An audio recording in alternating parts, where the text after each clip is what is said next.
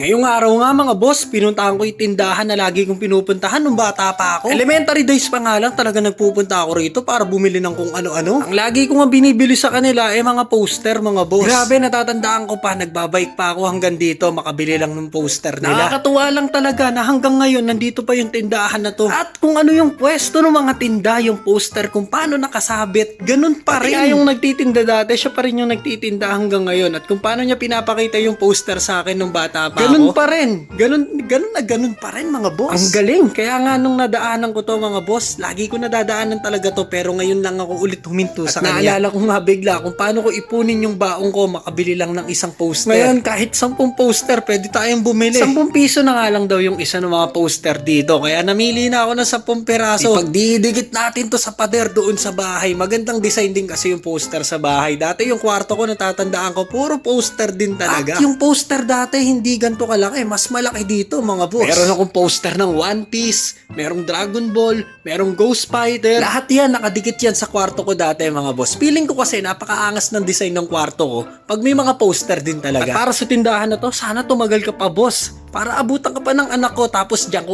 uutusan bumili ng mga poster nila para sa kwarto nila. Let's go!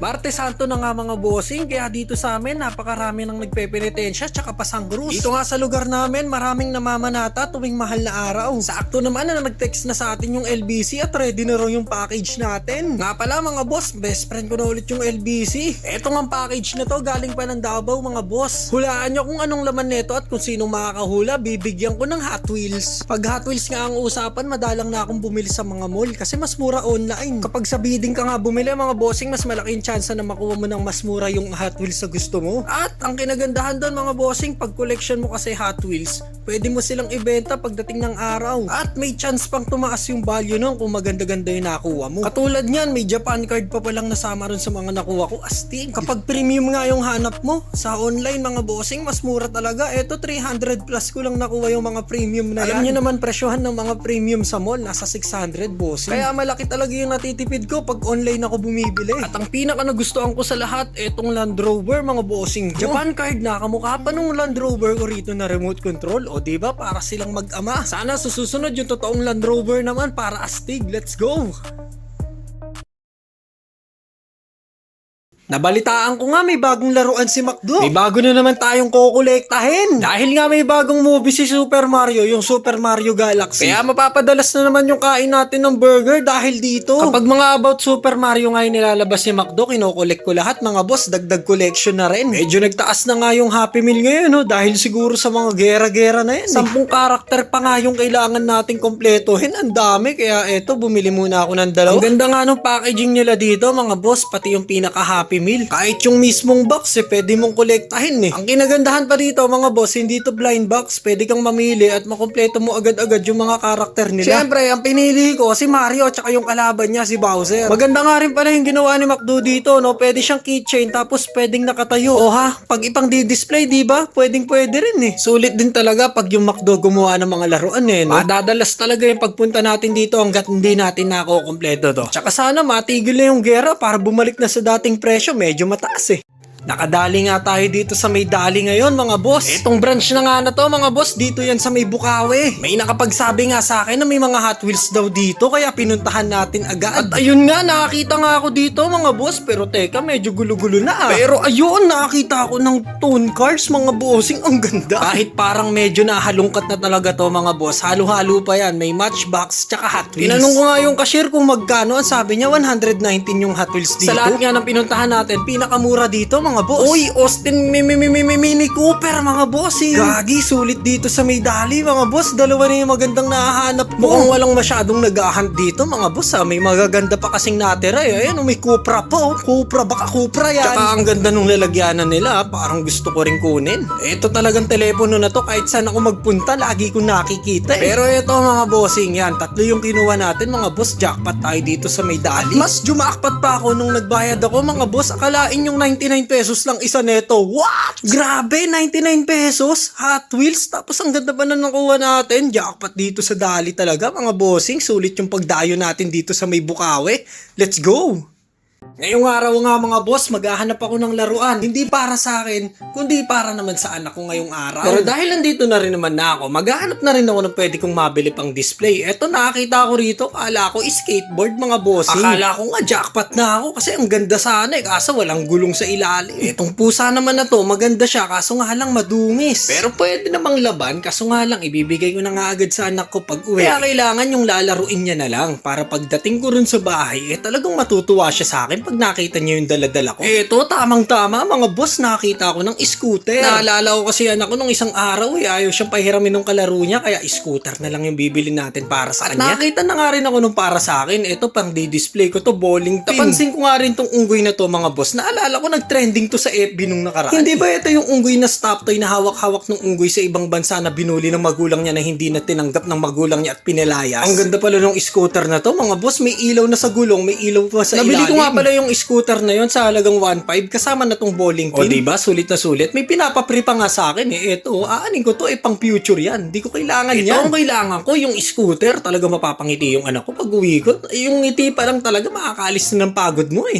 Another day, another toy hunt na naman po tayo mga bossing ko. Hanap tayo ng mga toys dito sa may Japan Surplus. Sa nakakaalis ng stress kasi natin yung pagpunta-punta natin sa mga ibang tindahan ng mga Japan Surplus. Pero tumpisahan natin yung araw natin na maghanap tayo ng mga bagay na hindi naman natin kailangan. Alam mo kasi yung kahit wala ka naman bibilin tapos napahinto ka sa ganitong klase ng tindahan, talagang may mabibili ka kasi ang mumura talaga. Itong tambol-tambol na Nintendo Wii mga bossing, nakuha ko lang ng 100 to. Konting linis lang tapos pwede na natin ipang display at kung saswertein ka mga bossing, baka working pa yan. Pwede pa nating gamitin pang laro. Ito pa isa mga boss, nakakita ko ng attache case pwede nating ipang display. Yung attache case na yan, nakuha ko lang din ng 100 pesos. Naalala nyo pa ba yung CD file? Eto, meron kami neto dati. Tapos ang daming CD ni Kuya Will. Yung nanay ko talaga, yun yung favorite. May mas rider nga ako ditong nakita mga bossing. Eto, nakasealed po. Tsaka parang okay pa. Paki-comment nga sa comment section kung magkano to mga boss. Kasi hindi ko alam kung magkano bentahan nito 900 pesos kasi. Titignan lang natin kung mura na ba sa 900 yung kung jackpot tayo sa 900. Kaya comment kayo dyan, babasahin ko kung magkano yan. Tapos babalikan natin sa susunod. Nakakita nga rin ako dito ng Dragon Quest mga boss. Eto, pwede tong laruin sa TV, plug and play.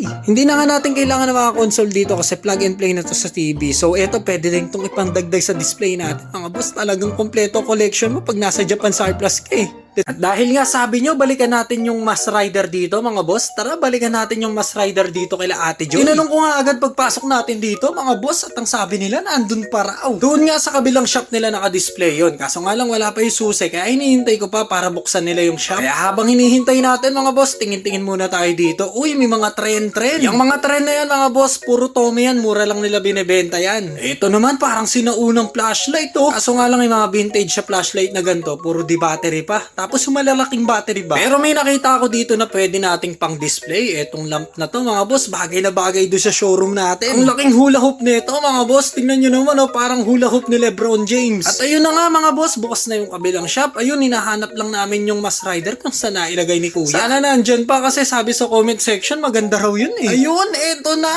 May nabasa kasi ko na comment mga boss, collectible na daw to, magandang pang display. Nabili ko nga to mga boss, 600 pesos. Etong Mass Rider Kabuto. Soft vinyl to mga bossing ko. Medyo articulated. Yung mga braso lang gumagalaw niyan. Tsaka yung paa niya. Kung mapapansin nga natin mga boss, yung right side niya, yung paint mga boss, medyo faded na. Pero yung sa left side mga boss, okay pa naman. Siguro yung part na yon medyo natapat sa araw. Pero okay lang sa akin kahit fade yan mga bossing. Naalala ko kasi nung bata ako may ganto ako mga bossing. Hindi gantong ganto. Mas rider din pero ganyang kalaki. Kaya yan, binili ko pang display. Kayo mga boss, ano masasabi nyo? Okay ba? Para sa akin, okay na okay Makikipag-swap tayo ng laruan ngayon mga bossing ko. Apat nga to na mga chicks na laruan ko na napili ko para iswap natin dito sa ating kaibigan na si Boss Alvin. So agad-agad nga lumuwas tayo dahil ang bahay niya is nasa Cubao pa. So punta tayo rito sa bahay ni Boss AI. Ang bahay na puro laruan talaga. Pagpasok mo pa lang puro Hot Wheels na nakasabit. Ang sasalubong sa'yo boy. At ayun na nga mga boss, nagkaabutan na. Agad-agad nga kinuha na ni Boss AI yung ipapalit niya sa atin. So 20 peraso na Hot Wheels yan. Ako na nga raw yung bahala mamili kaya talagang pipili piliin natin yung mga magaganda rito sa collection ni Boss AI. Share ko na nga rin pala to, yung pinasabay ko sa kanya mga boss. Dahil nga nasa Cubao siya, lahat ng mall nakapaligid sa kanya, no? Sa Bulacan kasi, ilan lang ang mall dun eh. Etong Kaiju na to mga boss, dating 2,600 niya na lang nabili yan. So sulit na sulit talaga. Naka-arbor nga rin ako kay Boss AI ng mga vintage na dyaryo niya. Sabi ko, ipe-frame ko to pag uwi sa bahay, di-display natin yan. Pasilip ko na nga rin sa inyo yung mga laruan niya dito mga boss, ay mahihilig sa wrestling eh, no? May Chris Benoit rito. At dito nga mga boss, may hinanap si Boss AI, may ibibigay daw siya sa atin. So ayun, nagulat ako, inabutan ako ng 7-Eleven mga boss. Grabe, ito yung Toyota Supra na 7-Eleven na gustong gusto ko rin talaga magkaroon. Meron na ako nito actually dati, sa kanya rin galing. So binenta ko yon, pang benta talaga yon. So etong bigay niya sa atin, ito yung mga pang treasure talaga. At syempre mga boss, kayo meron din. Galing kay Boss AI, yan, mga Hot Wheels na yan.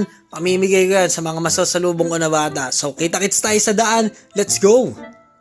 Ngayong araw nga mga boss, maghahanap ako ng laruan. Hindi para sa akin, kundi para naman sa anak ko ngayong araw. Pero dahil nandito na rin naman na ako, maghahanap na rin ako ng pwede kong mabili pang display. Eto, nakakita ko rito, akala ko skateboard mga bossing. Akala ko nga jackpot na ako kasi ang ganda sana eh, kaso walang gulong sa ilalim. Etong pusa naman na to, maganda siya, kaso nga lang madungis. Pero pwede namang laban, kaso nga lang ibibigay ko na nga agad sa anak ko pag uwi. Kaya kailangan yung lalaruin niya na lang para pagdating ko rin sa bahay, talagang matutuwa siya sa akin pag nakita niyo yung daladala ko. Eto, tamang-tama mga boss, nakita ko ng scooter. Naalala ko kasi anak ko nung isang araw ayaw siyang pahiramin ng kalaro niya, kaya scooter na lang yung bibili natin para sa kanya. Nakita na nga rin ako nung para sa akin, eto pang di-display ko to, bowling pin. Napansin ko nga rin tong unggoy na to mga boss, naalala ko nag-trending to sa FB nung nakaraan. Hindi ba ito yung unggoy na stop toy na hawak-hawak ng unggoy sa ibang bansa na binuli ng magulang niya na hindi na tinanggap ng magulang niya at pinilayas? Ang ganda pala ng scooter na to mga boss, may ilaw na sa gulong, may ilaw pa sa ilalim. Nabili ko nga pala yung scooter na yon sa halagang 1.5 kasama na tong bowling pin. O diba, sulit na sulit. May pinapapre pa nga sa akin eh. Ito, aanin ko to, pang future yan. Hindi ko kailangan yan. Ito ang kailangan ko, yung scooter. Talaga mapapangiti yung anak ko pag uwi ko. Yung ngiti pa lang talaga makakaalis na ng pagod mo eh.